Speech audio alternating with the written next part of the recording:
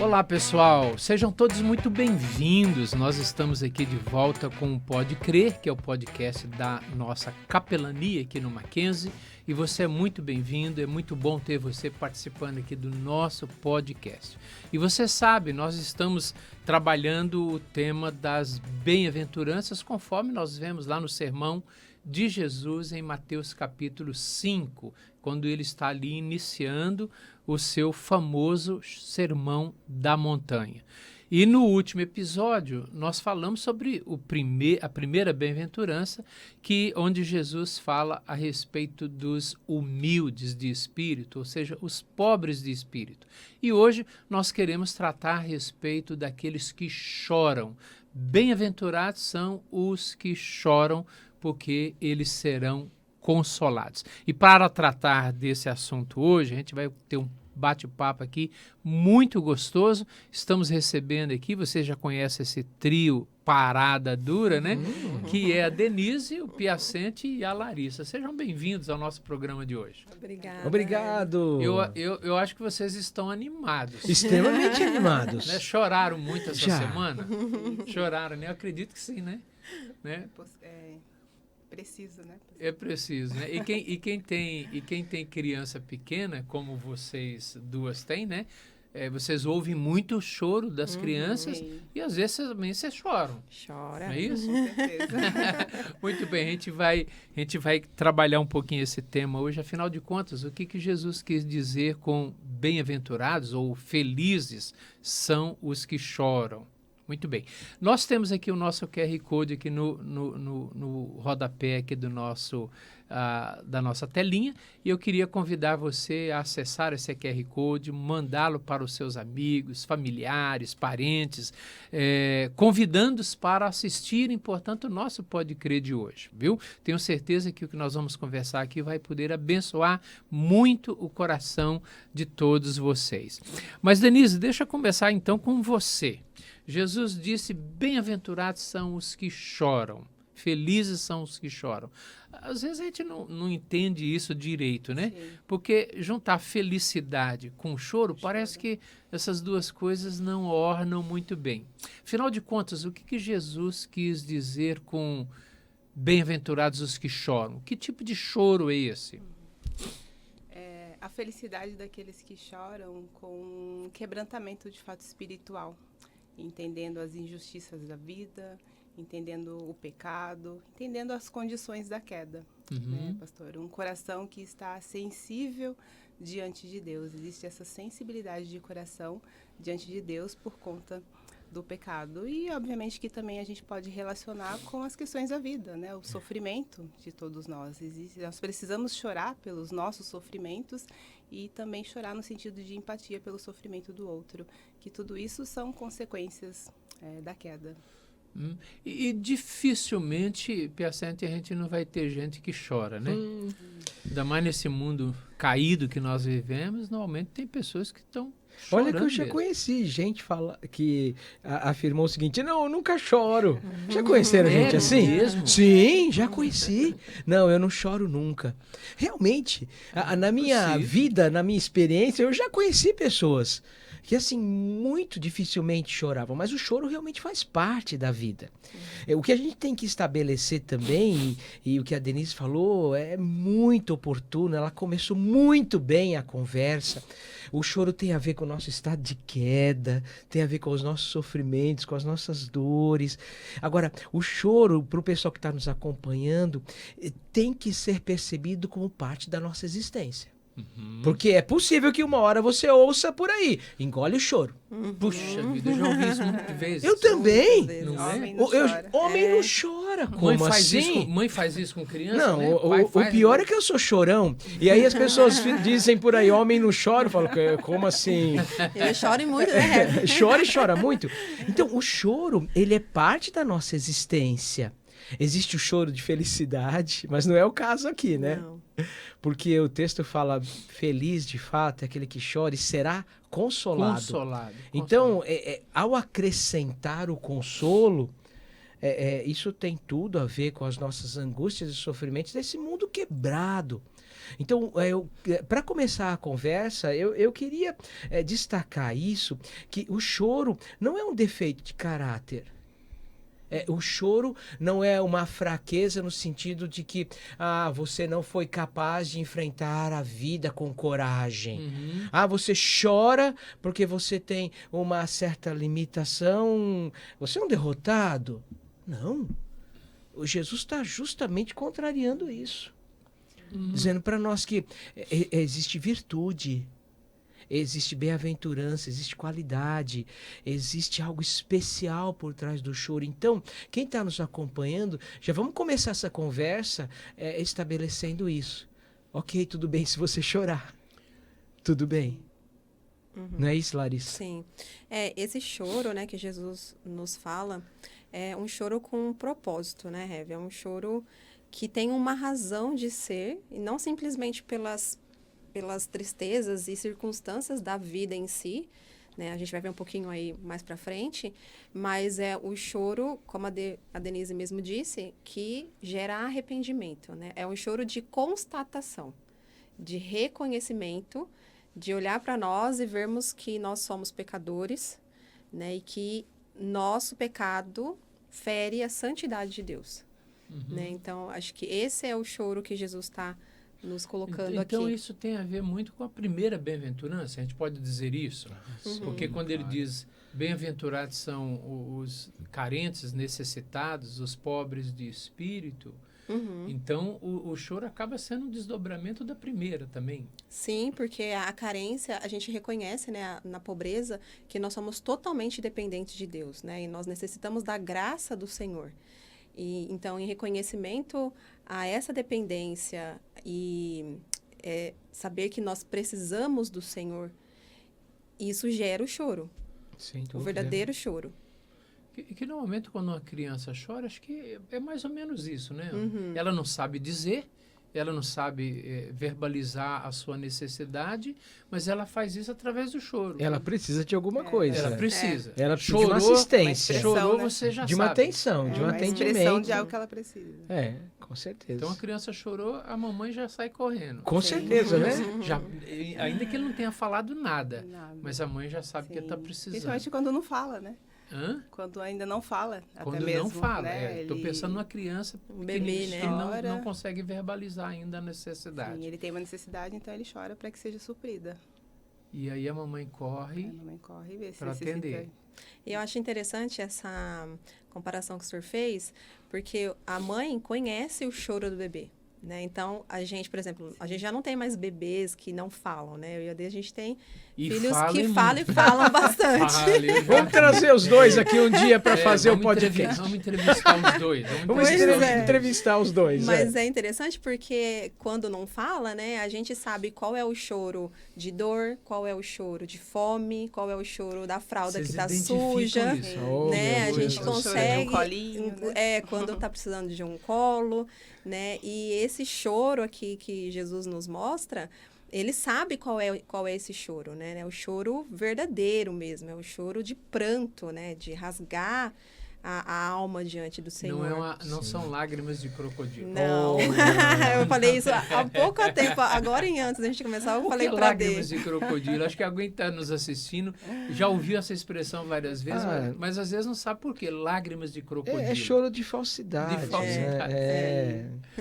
Na verdade, eu ouvi dizer que o crocodilo, quando ele está devorando a sua presa, ele derrama lágrimas. Então é daí que surgiu a expressão. Agora, o que é importante a gente também mencionar, até antecipando, mas que faz muito parte da conversa, é Jesus chorar. Ele chora em algumas situações específicas. Nós sabemos pelo menos 3. 2 são as mais conhecidas. Quando ele chega ali diante de Jerusalém, quando ele está diante do túmulo de Lázaro. Mas Hebreus 5 nos fala também que com lágrimas ele se apresentou diante de Deus. O que levou Jesus a chorar? A morte de Lázaro, o que o pecado produz, entende? Tem alguém que não fica indignado com a morte? Ela rouba, ela tira. Nós ficamos muito entristecidos e a morte rouba de nós algo muito precioso. Então, diante da morte, Jesus chora. Isso esclarece um pouco o que essa bem-aventurança está propondo para nós. Porque ele chora diante do túmulo de Lázaro, por exemplo, mas ele é consolado quando Lázaro sai do túmulo. E é isso que nos traz esperança. Uma das coisas que nós temos que falar aqui é: o choro faz parte da vida, mas não é a última palavra. Não é a última coisa que vai acontecer. Ainda há consolo. Ainda há esperança. Muito bom. Agora, uma coisa que você falou, Piacente, que eu achei muito boa, né? E isso é importante para os nossos ouvintes, de que chorar é uma maneira de você reconhecer que algo está doendo. Nós não podemos ser duros ao ponto de achar que o choro não deve fazer parte da nossa realidade, do nosso dia a dia. Não é sinal de fraqueza. Choro não é sinal de fraqueza. Denise é psicóloga também, né? Não é sinal de fraqueza, né?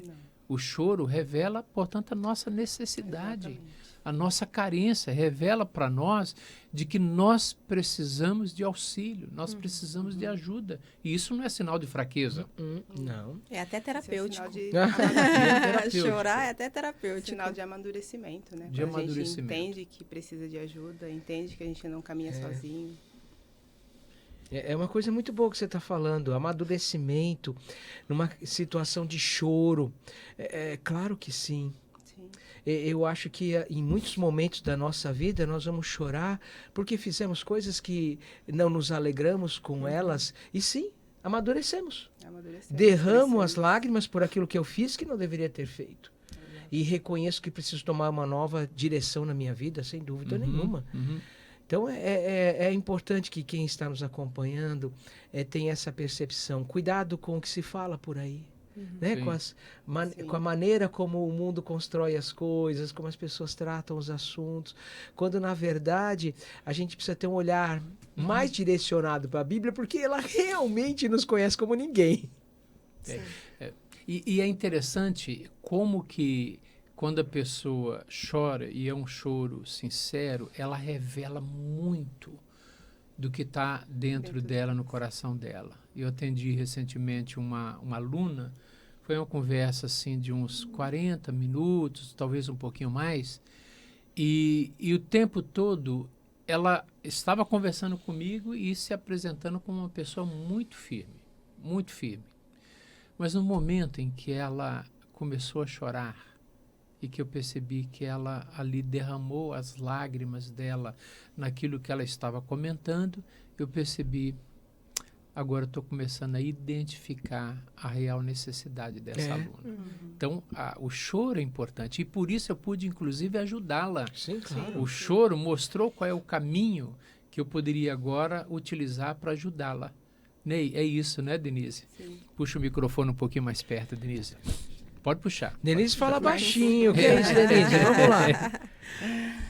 Sim, quando a gente identifica, né, essa necessidade diante do choro, existe mais condições e caminhos para que nós podemos auxiliar. E a Bíblia, como o pastor disse, que não existe fraqueza no choro. No entanto, que a Bíblia não fala que o homem não pode chorar, mas ela fala para nós: chorai com os que choram. Né? Ela nos conduz a entrar ali na fraqueza do outro e sentir, por meio da fraqueza do outro, um momento de auxílio. Porque tem situações, pastor, existem situações que a gente não vai conseguir ajudar, concorda? Né? Existem situações diante de um choro que não tem muito o que a gente possa fazer. Mas quando eu vejo alguém empático com a minha dor, chorando comigo, precisamos de auxílio maior do que esse, né? Aí acredito que também entra a condição de Jesus chorar, né? Aquele que deu a vida por nós também chorou, inclusive também por nós. Sem dúvida. Eu tenho uma pergunta aqui que chegou para nós, é a seguinte: de que forma o consolo prometido por Cristo se diferencia das soluções ou alívios passageiros que o mundo oferece? de que forma o que Jesus está prometendo para nós aqui, que ele promete, né? Dizendo assim, aqueles que choram serão consolados. Exato. Né? Então, em que sentido esse consolo de Cristo funciona na nossa prática, diferenciando tantos alívios passageiros, superficiais que a nossa cultura, a nossa sociedade apresenta para nós? Eu acho que a resposta já está na pergunta, né? O consolo do Senhor, ele não é temporário, É né? verdade. Ele não é passageiro. Ele é um consolo que ele vai na raiz do problema, na questão, e é um consolo que vai até a eternidade. Exato. Né? Então, algumas frases, como o reverendo Piacente mesmo disse, né, que homem não chora. Uma outra frase também que é errônea é que dá jeito para tudo menos para a morte. Pelo contrário. Até a Em morte Cristo, tem um jeito. nós temos a solução para a morte. Então, esse consolo que a gente recebe aqui, ele se estende para a eternidade, para aqueles que estão com Deus.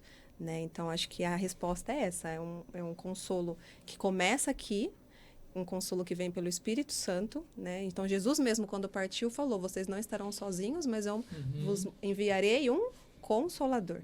Né? Então, começa aqui e se estende para a eternidade. Consolador e consolo. Como é que eu relaciono essas duas coisas? O Consolador é o Espírito Santo, não é? Sim. Claro. E consolo é aquilo que Jesus está prometendo aqui. Eu quero caminhar um pouquinho mais na resposta que a Larissa deu para nós aqui. Como é que essas duas coisas estão relacionadas no dia a dia?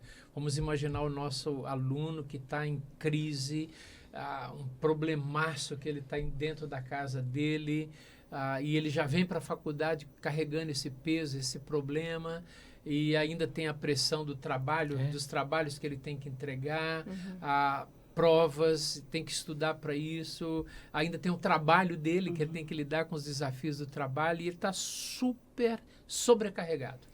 Eu acho que tem a ver um pouco com o que a Denise falou sobre você estar junto. No nosso caso, por exemplo, que nós trabalhamos na capelania e tem os atendimentos, né? Então, é estar junto com os alunos, com os funcionários, Sim, né? Com claro. a comunidade maquinzista que nós atendemos e direcioná-los para quem, de fato, pode consolá-los. Né? Então, é estar chorando com eles ali, mas na perspectiva de que, mostrando para eles que Cristo, né, o Espírito Santo do Senhor, ele vai consolá-lo e vai estar com ele ali. E isso através de uma vida com Deus, que isso diferencia de alívios temporários que o mundo pode dar. Que é o que acontece. Quando você fala de consolo, as pessoas encontram várias maneiras De amortizar a dor, né? Exato. Se você conversar com as pessoas, elas vão falar com naturalidade. Olha, eu perdi alguém, mas eu encontrei consolo nisso. Eu perdi o meu filho, mas eu encontrei consolo nisso. Eu perdi o meu emprego, mas eu encontrei consolo nisso. Há muitas formas das pessoas encontrarem consolo, mas é claro que quando nós estamos falando do Consolador, nós estamos falando de uma presença, de um consolo, mas de alguém que nos acompanha. Então, dar um passo numa direção muito além de simplesmente encontrar um consolo que seja momentâneo. É realmente uma presença conosco, alguém que está conosco. É importante entender a presença do Consolador nesse mundo, porque o Senhor nunca prometeu para nós que a nossa vida aqui seria fácil. Essa é uma das coisas que quem está nos acompanhando precisa dar atenção. A Bíblia, ela é realista, ela é verdadeira, ela é sincera, e ela diz para nós: vamos passar por tribulação, que não tem jeito. Se você está pensando em conhecer o Evangelho e a partir disso nunca mais sofrimento, nenhuma lágrima, isso é impossível. Então o Consolador é justamente a ação de Deus para nos dar condições de enfrentar esse mundo que vai continuar sendo mal. Ele vai continuar sendo um lugar difícil, desafiador.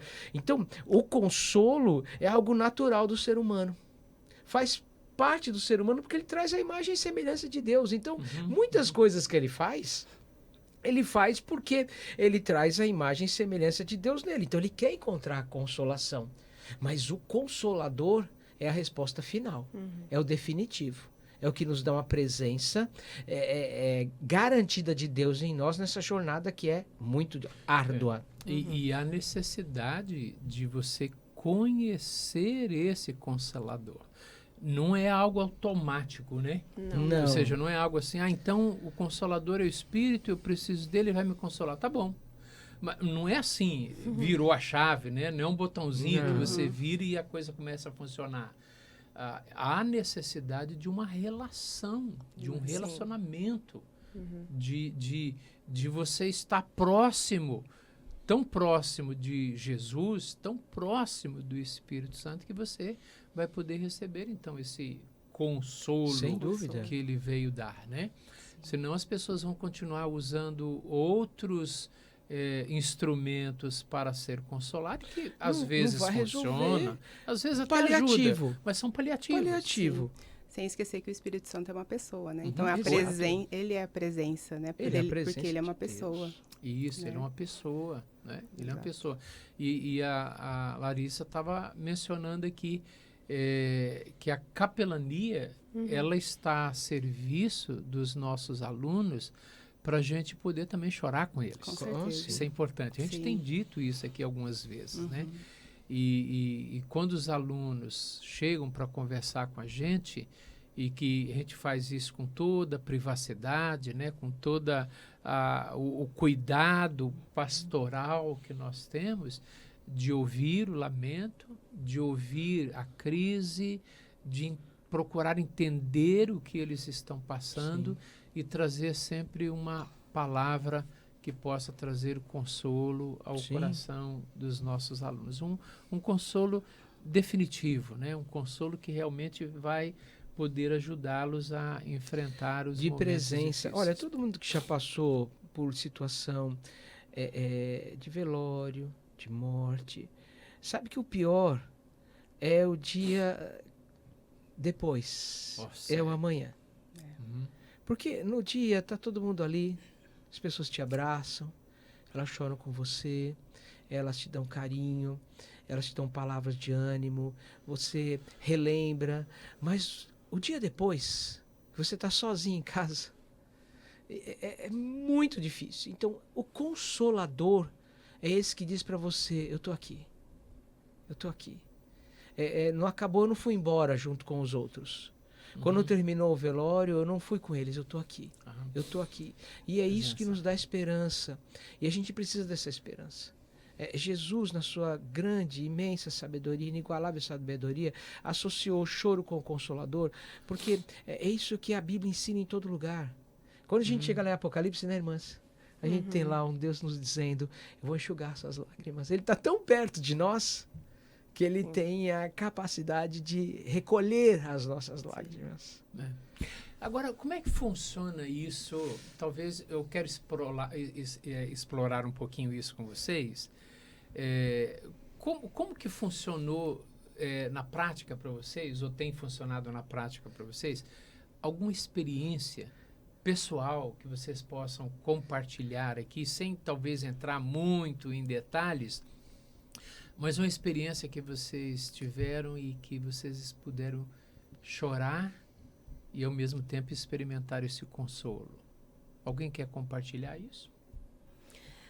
Já tivemos, né, algumas experiências assim de fato experimentar o consolo do Senhor ali bem no olho do furacão, né? Bem na hora do desespero mesmo, da dor, né? Do luto.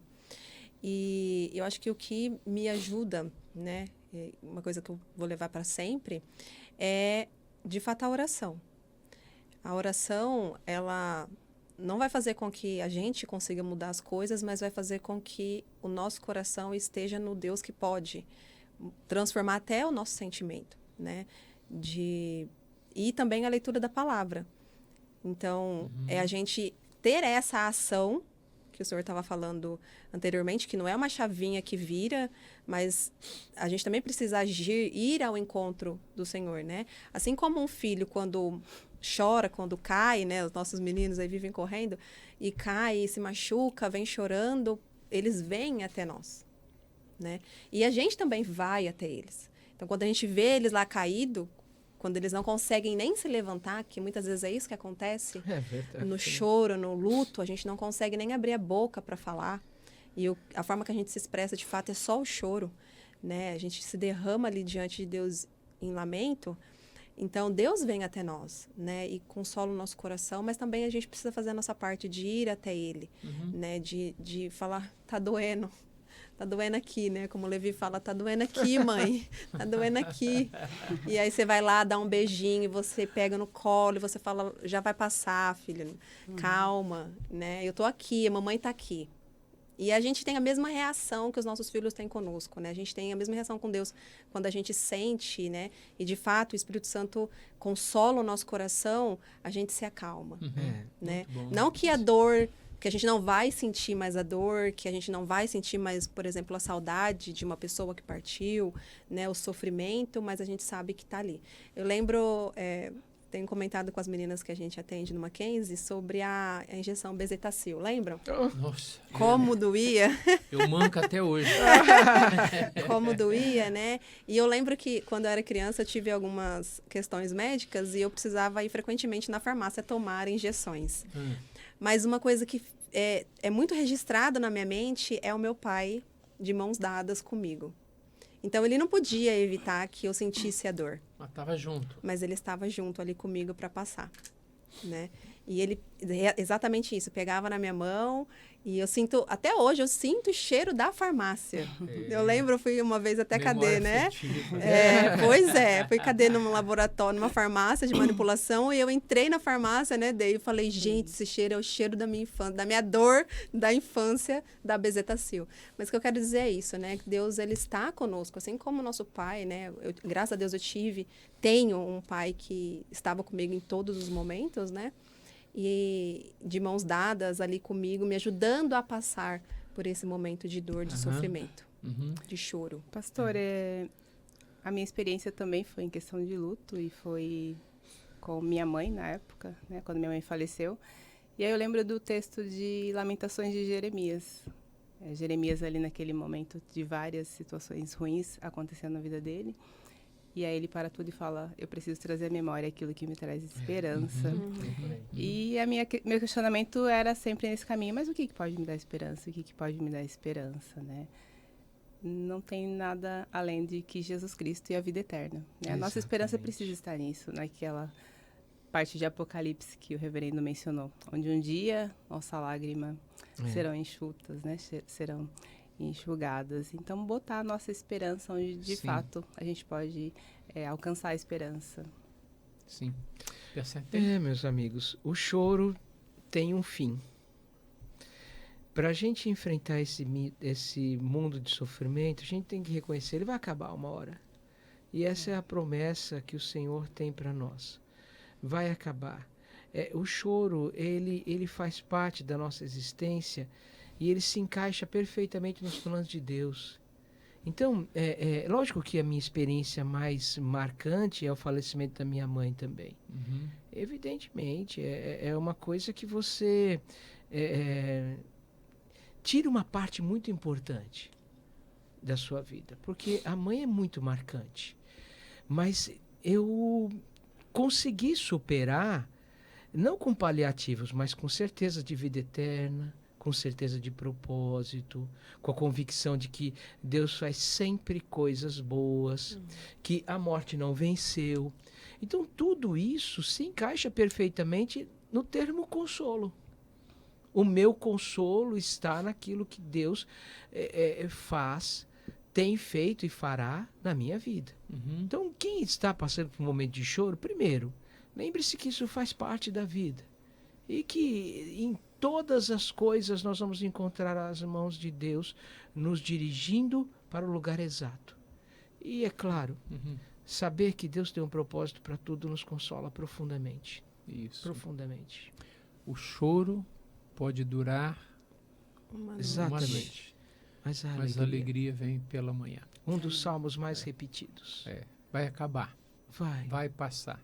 Sim. Enquanto nós estamos nesse mundo caído, nós enfrentamos as nossas dores, temos as nossas lutas e não temos como fugir disso. Mas a promessa de Jesus do Consolador conosco, que nos fortalece em meio a tudo isso e que traz alegria, que traz paz, que traz conforto, a presença dele para nos ajudar a lidar com tudo aquilo que esse mundo caído, pecaminoso, traz para mim e traz para você. E mais uma vez, agradecendo aqui a presença da Denise, do Reverendo Piacente, da Larissa, Obrigado. por ter nos ajudado a esclarecer esse tema tão importante.